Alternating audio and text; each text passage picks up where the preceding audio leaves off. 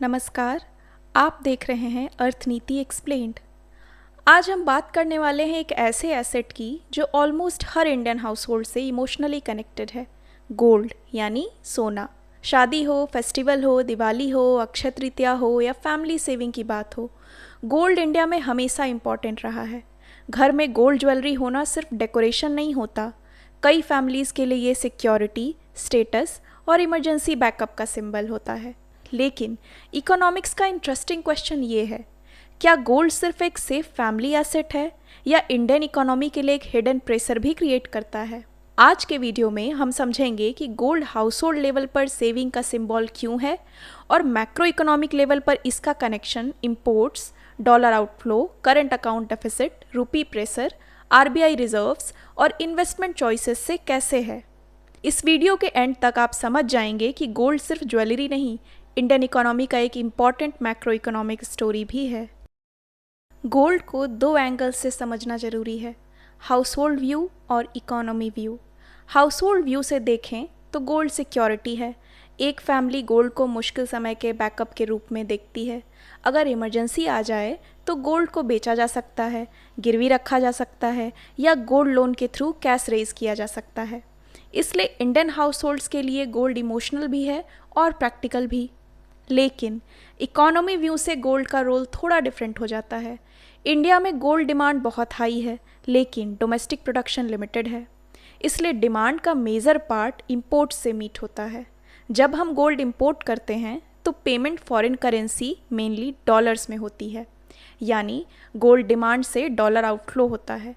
तो same gold घर के लिए सेफ्टी हो सकता है, लेकिन मैक्रो लेवल पर इंपोर्ट्स, ट्रेड बैलेंस और फॉरेन एक्सचेंज रिजर्व्स पर प्रेशर भी क्रिएट कर सकता है। अब सवाल आता है, इंडियंस गोल्ड पर आखिर इतना ट्रस्ट क्यों करते हैं? सबसे पहला रीज़न है culture and tradition. Indian weddings और फेस्टिवल्स में गोल्ड को शुभ माना जाता है। गोल्ड गिफ्टिंग, ज्वेलरी बाइंग और फैमिली वेल्थ ट्रांसफ़र का इम्पोर्टेंट पार्ट रहा है। दूसरा रीज़न है इमरजेंसी बैकअप। अगर फैमिली को sudden medical expense, education expense या बिजनेस इमरजेंसी का सामना करना पड़े तो गोल्ड एक लिक्विड एसेट की तरह काम कर सकता है। आप गोल्ड को प्लेस करके लोन ले सकते हैं। तीसरा रीज़न है विजिबल वेल्थ।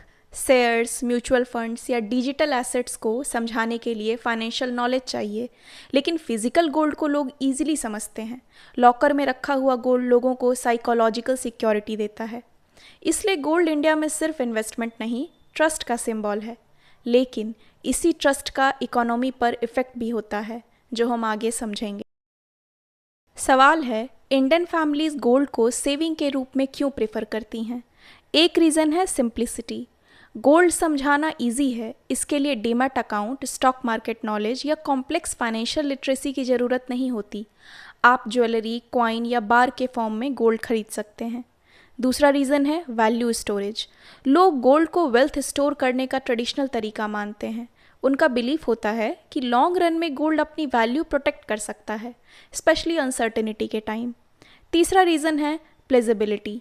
अगर इमरजेंसी में कैश चाहिए तो गोल्ड के अगेंस्ट लोन मिल सकता है, इसलिए गोल्ड को फैमिली इंश्योरेंस जैसा भी देखा जाता है। लेकिन यहाँ एक इम्पॉर्टेंट इकोनॉमिक्स पॉइंट है। घर में रखा physical gold regular income generate नहीं करता। ये रेंट, इंटरेस्ट, डिविडेंड या सैलरी प्रोड्यूस नहीं करता। ये वैल्यू स्टोर करता है, लेकिन एक्टिव इकोनॉमिक प्रोडक्शन क्रिएट नहीं करता। तो हाउस होल्ड के लिए गोल्ड यूजफुल है, लेकिन मैक्रो इकोनॉमी के लिए इसका रोल मिक्स्ड है। अब गोल्ड और इन्फ्लेशन का कनेक्शन समझते हैं। इन्फ्लेशन का सिंपल मीनिंग है जनरल प्राइस लेवल का बढ़ना। जब प्राइजेस बढ़ते हैं तो रुपी की परचेजिंग पावर कम फील होती है। मतलब सेम 100 रुपये से पहले जितनी चीज़ें मिलती थीं, इन्फ्लेशन के बाद उतनी चीज़ें नहीं मिलती। ऐसे टाइम पर हाउस होल्ड्स और इन्वेस्टर्स स्टोर ऑफ वैल्यू ढूंढते हैं।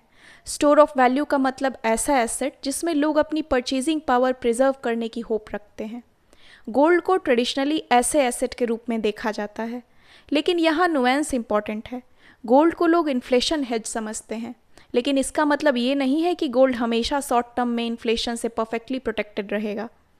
गोल्ड प्राइजेस भी वोलाटाइल हो सकते हैं, शॉर्ट टर्म रिटर्न्स गारंटीड नहीं होते। इसलिए सही स्टेटमेंट ये होगा कि अनसर्टेनिटी और इन्फ्लेशन फियर के टाइम गोल्ड डिमांड बढ़ सकती है क्योंकि लोग इसे सेफ हेवन या स्टोर ऑफ वैल्यू एसेट के रूप में देखते हैं। चलिए अब हाउस होल्ड से मैक्रो इकोनॉमी की तरफ आते हैं। इंडिया में गोल्ड डिमांड हिस्टोरिकली हाई रही है, लेकिन इंडिया का डोमेस्टिक गोल्ड प्रोडक्शन लिमिटेड है। हम अपनी डिमांड का मेजर हिस्सा डोमेस्टिक माइनिंग से मीट नहीं कर पाते।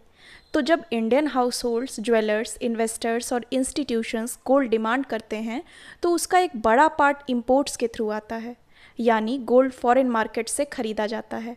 अब यहाँ मैक्रो इकोनॉमिक्स स्टार्ट होती है। गोल्ड इंपोर्ट करने के लिए पेमेंट यूजुअली डॉलर्स में होती है। इसका मतलब है गोल्ड इंडिया में आता है और डॉलर्स इंडिया से बाहर जाते हैं।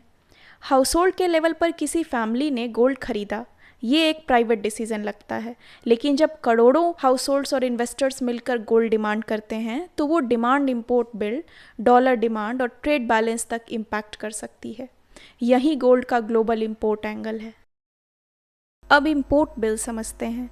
इंपोर्ट बिल का सिंपल मीनिंग है एक कंट्री फॉरेन कंट्रीज से जो गुड्स एंड सर्विसेज खरीदती है उनका टोटल पेमेंट। इंडिया के इम्पॉर्टेंट इंपोर्ट्स में crude oil, electronics, machinery, gold जैसे आइटम्स आते हैं।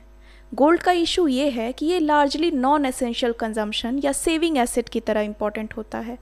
मतलब gold import directly factory output, jobs या प्रोडक्टिव कैपेसिटी क्रिएट नहीं करता, स्पेशली जब फिजिकल गोल्ड लॉकर में आइडल पड़ा रहे।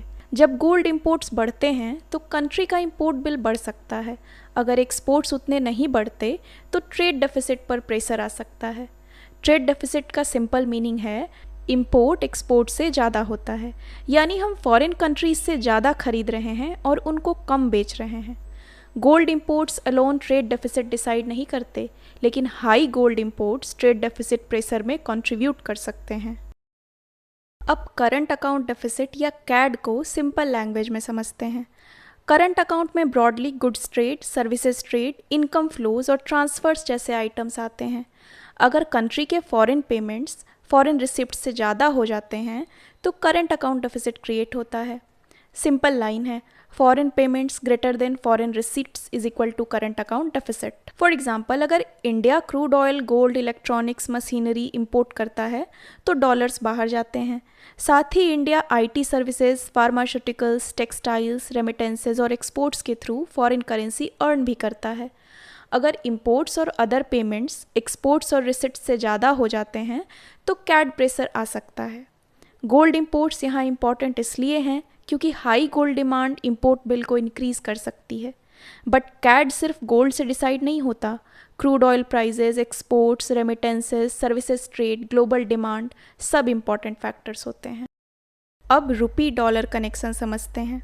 जब इंडिया गोल्ड इंपोर्ट करता है तो फॉरेन सेलर्स को पेमेंट डॉलर्स में करनी पड़ती है। इसके लिए इंपोर्टर्स को डॉलर्स चाहिए होते हैं। अगर गोल्ड इंपोर्ट्स हाई हैं तो डॉलर डिमांड इंक्रीज हो सकती है। करेंसी मार्केट में जब डॉलर डिमांड बढ़ती है और बाकी कंडीशंस सेम रहें तो रुपी पर प्रेशर आ सकता है। इसका मतलब रुपी डिप्रिसिएट हो सकता है या उसकी वैल्यू पर डाउनवर्ड प्रेशर आ सकता है। लेकिन यहाँ बहुत इंपॉर्टेंट कॉशन है, रुपी डॉलर एक्सचेंज रेट सिर्फ गोल्ड इंपोर्ट से डिसाइड नहीं होता। Crude oil prices, foreign investment flows, interest rates, RBI intervention, exports, global risk sentiment, US dollar strength सब रुपी को अफेक्ट करते हैं। तो सेफ स्टेटमेंट ये है कि high gold imports dollar demand को इंक्रीज कर सकते हैं और अदर थिंग्स रिमेनिंग सेम रुपी पर प्रेशर क्रिएट कर सकते हैं। लेकिन रुपी मूवमेंट मल्टी फैक्टर स्टोरी होती है, सिंगल फैक्टर नहीं। ग्लोबल अनसर्टेनिटी के टाइम गोल्ड का रोल और इंटरेस्टिंग हो जाता है। जब war, geopolitical tension, financial crisis, stock market crash या इन्फ्लेशन फियर होता है तो इन्वेस्टर्स रिस्की एसेट्स से कॉशियस हो जाते हैं। रिस्की एसेट्स जैसे इक्विटीज़ या हाई रिस्क इन्वेस्टमेंट से पैसे निकालकर लोग रिलेटिवली सेफर एसेट्स में शिफ्ट करना चाहते हैं। गोल्ड को अक्सर सेफ हेवन एसेट के रूप में देखा जाता है।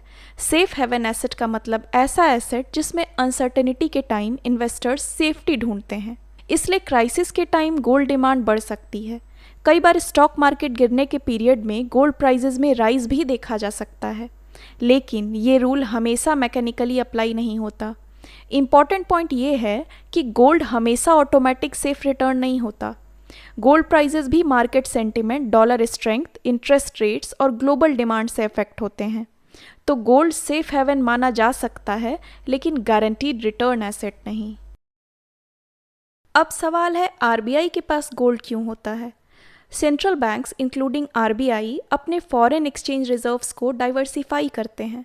रिजर्व्स में फॉरेन करेंसीज, गवर्नमेंट सिक्योरिटीज़ और गोल्ड जैसे एसेट्स हो सकते हैं।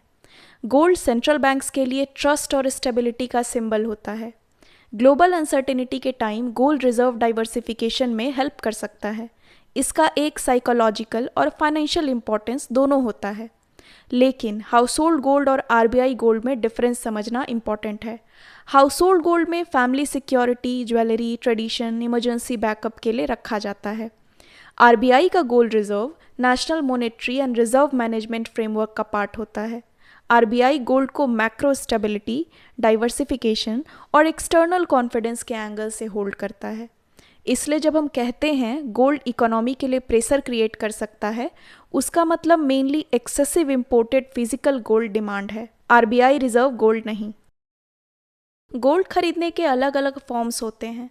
पहला है physical gold, jewellery, coins, bars. इसका एडवांटेज है कि ये टेंजिबल होता है, इसलिए अंडरस्टूड होता है और कल्चरल वैल्यू रखता है। लेकिन इसमें making charges, storage risk, purity concerns, theft risk, locker cost और रीसेल डिडक्शंस जैसे इश्यूज हो सकते हैं। दूसरा है फाइनेंशियल गोल्ड, जैसे गोल्ड ईटीएफ्स, डिजिटल गोल्ड और sovereign gold bonds type instruments. इनका बेनिफिट ये होता है कि स्टोरेज का प्रॉब्लम कम होता है, प्योरिटी इशू कम होता है और इन्वेस्टमेंट फॉर्म ज़्यादा ऑर्गेनाइज्ड होता है। लेकिन फाइनेंशियल गोल्ड के भी अपने रिस्क और कंडीशंस होते हैं। Market price risk, liquidity conditions, platform risk, taxation rules, maturity rules और प्रोडक्ट स्पेसिफिक टर्म्स। यहाँ इंपॉर्टेंट बात है, ये इन्वेस्टमेंट एडवाइस नहीं है। पॉइंट सिर्फ इतना है कि गोल्ड को होल्ड करने के फॉर्म्स अलग अलग होते हैं और हर फॉर्म के बेनिफिट्स और रिस्क डिफरेंट होते हैं। अब एक इम्पॉर्टेंट मैक्रो इकोनॉमिक कॉन्सेप्ट समझते हैं, productive investment versus idle saving. अगर पैसा फैक्ट्री में इन्वेस्ट होता है तो मशीन्स लगती हैं, आउटपुट बनता है, जॉब्स क्रिएट हो सकती हैं और जीडीपी प्रोडक्शन इंक्रीज हो सकता है। अगर पैसा एजुकेशन, रिसर्च, हेल्थ या स्किल डेवलपमेंट में इन्वेस्ट होता है तो ह्यूमन कैपिटल इम्प्रूव होता है। लॉन्ग रन में प्रोडक्टिविटी और इनकम बढ़ सकती है। लेकिन फिजिकल गोल्ड अगर लॉकर में आइडल पड़ा रहे तो वो वैल्यू स्टोर का काम करता है, बट एक्टिव प्रोडक्शन नहीं करता। ना वो डायरेक्ट जॉब्स क्रिएट करता है, ना गुड्स प्रोड्यूस करता है, ना सर्विसेज जनरेट करता है। इसका मतलब गोल्ड यूजलेस नहीं है। हाउसहोल्ड के लिए गोल्ड सेफ्टी दे सकता है, लेकिन मैक्रो इकोनॉमिक के पॉइंट ऑफ व्यू से सवाल ये है, क्या हाउसहोल्ड सेविंग्स प्रोडक्टिव एसेट्स में जा रही हैं या लार्जली आइडल एसेट्स में लॉक हो रही हैं? यही गोल्ड का डीपर इकोनॉमिक क्वेश्चन है। अब आपके मन में एक नेचुरल क्वेश्चन आएगा, गोल्ड गुड है या bad? Answer black and white नहीं है। हाउसहोल्ड पॉइंट ऑफ व्यू से गोल्ड का रोल पॉजिटिव हो सकता है। ये ट्रेडिशन का पार्ट है, इमरजेंसी सपोर्ट देता है, फाइनेंशियल सिक्योरिटी का फील देता है और लो फाइनेंशियल लिटरेसी इन्वायरमेंट में ईजिली अंडरस्टूड एसेट है। लेकिन macro economic point of view से excessive dependence on imported physical gold concern create कर सकता है, क्योंकि गोल्ड इंपोर्ट से डॉलर आउटफ्लो होता है, ट्रेड डेफिसिट प्रेशर बढ़ सकता है और फॉरेक्स रिजर्व्स पर इनडायरेक्ट प्रेशर आ सकता है। तो बैलेंस्ड आंसर ये है, गोल्ड यूजफुल है स्पेशली हाउसहोल्ड सिक्योरिटी के लिए, लेकिन excessive physical gold dependence economy के लिए रिस्की हो सकती है। इकोनॉमिक्स में हमें किसी चीज़ को सिंपली गुड या बैड नहीं कहना चाहिए। हमें देखना चाहिए किस लेवल पर, किस पर्पस के लिए और किस कॉस्ट के साथ। चलिए पूरा चेन एक बार क्लियरली रिकैप करते हैं। इंडियन हाउसहोल्ड्स गोल्ड खरीदते हैं because of culture, weddings, inflation fear, uncertainty and emergency needs. High domestic demand के कारण गोल्ड इंपोर्ट्स बढ़ सकते हैं क्योंकि डोमेस्टिक प्रोडक्शन लिमिटेड है। गोल्ड इंपोर्ट करने के लिए डॉलर पेमेंट होती है, इससे डॉलर आउटफ्लो होता है। अगर इंपोर्ट्स ज़्यादा बढ़ते हैं और एक्सपोर्ट्स या रिसिट्स उतने नहीं बढ़ते तो ट्रेड डेफिसिट और करंट अकाउंट डेफिसिट पर प्रेशर आ सकता है। डॉलर डिमांड बढ़ने से रुपी पर प्रेशर पॉसिबल है, ऑल्दो रुपी मेनी फैक्टर्स से अफेक्टेड होता है, बट गोल्ड का पॉजिटिव साइड भी है। हाउसहोल्ड्स के लिए security, emergency liquidity, trust, diversification और cultural value. So final takeaway, gold घर के लिए इमोशनल और फाइनेंशियल सिक्योरिटी हो सकता है, लेकिन इकोनॉमी के लिए इंपोर्टेड फिजिकल गोल्ड का excessive demand macro economic pressure create कर सकता है। इसी तरह इकोनॉमिक्स को रियल लाइफ से कनेक्ट करके समझने के लिए सब्सक्राइब कीजिए अर्थनीति एक्सप्लेन्ड। मिलते हैं नेक्स्ट वीडियो में एक नए इकोनॉमिक्स के कॉन्सेप्ट के साथ। Thank you.